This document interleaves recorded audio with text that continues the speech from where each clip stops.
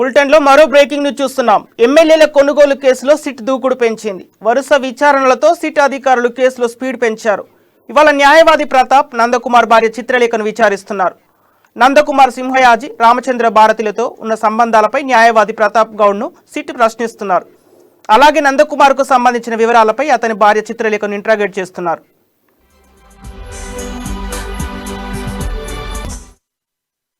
ఎమ్మెల్యేల కొనుగోలు కేసులో ఇప్పటికే బిఎల్ సంతోష్, తుషార్, జగ్గుస్వామి శ్రీనివాసులను నిందితులుగా ఎఫ్ఐఆర్లో చేర్చిన సిట్ అధికారులు జగ్గుస్వామి, తుషార్లకు లుకౌట్ నోటీసులు జారీ చేశారు. మరోవైపు ఈ నెల 29న విచారణకు రావాలని ఏపీ ఎంపీ రఘురామకృష్ణరాజుకు సిట్ ఆదేశించింది. హైకోర్టు ఆదేశాల మేరకు బిఎల్ సంతోష్కు 41A నోటీసులు జారీ చేసింది. ఈ నెల 26 లేదా 28న సంతోష్ విచారణకు హాజరు కావాలని సిట్ ఆదేశించింది. మరోవైపు ఇవాళ న్యాయవాది ప్రతాప్ గౌడ్ను నిందితుడు నందకుమార్ భార్య చిత్రలేఖను సిట్ ప్రశ్నిస్తోంది. వీరి నుంచి మరింత సమాచారం రాబట్టాలని సిట్ భావిస్తోంది. ఇక ఇదే అంశంపై మరింత సమాచారం మా ప్రతినిధి ప్రణయ్ అందిస్తారు. Thank you Sampath. ఎమ్మెల్యేల కొనుగోలు కేసులో సీట్ దూకుడు పెంచింది. వరుసగా విచారణలతో సీట్ అధికారులు కేసులో స్పీడ్ పెంచారని చెప్పుకోవాలి. ఇవాళ న్యాయవాది ప్రతాప్, అదేవిధంగా నందన్ కుమార్ కి సంబంధించిన భార్య చిత్రలేఖను సీట్ అధికారులు అయితే విచారణకు హాజరు కమ్మన్నారు. ఈ నేపథ్యంలో నందన్ కుమార్, అదేవిధంగా సింహయాజీ, రామచంద్ర భారత్ తో ఉన్న సంబంధాలపై న్యాయవాది ప్రతాప్ గౌడ్ ను అదేవిధంగా నందన్ కుమార్ కి సంబంధించిన భార్య చిత్రలేఖను కూడా సీట్ అధికారులు ప్రశ్నించేటువంటి అవకాశాలు అయితే కనబడుతూ ఉన్నాయి.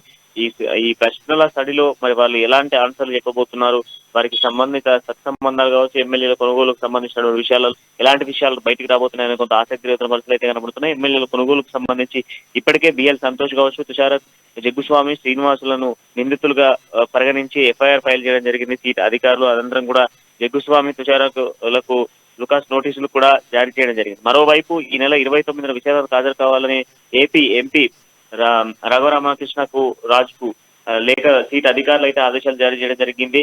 కోర్టు ఆదేశాల మేరకు బిఎల్ సంతోష్ కి సంబంధించి 41A నోటీసులు కూడా జారీ చేయడం జరిగింది. అయితే ఈ నెల బిఎల్ సంతోష్ ఈ 26వ తారీఖు అంటే రేపు లేదా 28వ తారీఖు సోమవారం, 2 రోజులలో సీట్ అధికారుల ముందు హాజరు కావాలంటూ కూడా ఆదేశాలు జారీ చేయడం జరిగింది. మరొకసారి న్యాయవాది ప్రతాప్ గౌడ్ నుంచి కూడా సీట్లు పొందేటువంటి ప్రశ్నలు కావచ్చు, ప్రతాప్ కు సంబంధించినటువంటి మరింత సమాచారం రాబట్టేటువంటి ప్రయత్నం చేస్తున్నారు సీట్ అధికారులు. అయితే ప్రధానంగా నందన్ కుమార్ కు సంబంధించిన భార్య ఎవరైతే ఉన్నారో చిత్రలేఖకు సంబంధించి, అదేవిధంగా ప్రతాప్ గౌడ్ కి సంబంధించి వీరిద్దరి దగ్గర నుంచి వచ్చేటువంటి సమాధానాలను బట్టి ఇక నలుగురు నిందితులుగా పరిగణనలోకి తీసుకున్న వీళ్ళకి సంబంధించిన తదుపరి విచారణ జరిపేందుకు కావచ్చు, లేదా ఎల్లుండి వీళ్ళని అంటే సీట్ హాజరు కమ్మంటూ కూడా కోర్టు నుంచి నేరుగా నోటీసులు పంపించిన విషయం తెలిసింది. అయితే ఈ నోటీసులకు సంబంధించి 26 లేదా 28 తేదీలలో ఒకవేళ హాజరు కాకపోతే ఖచ్చితంగా కూడా మొన్న ఏదైతే ఫైల్ చేసినటువంటి ఎఫ్ఐఆర్ కి సంబంధించి నిందితులకు సంబంధించి అరెస్ట్ చేసేటువంటి పరిస్థితులు అయితే కనబడతా ఉన్నాయి. పెద్ద ఎత్తున కూడా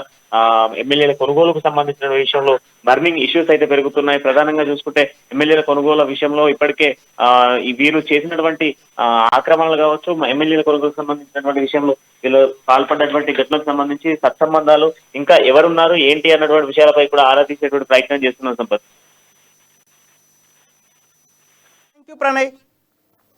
థ్యాంక్ యూ ప్రణయ్.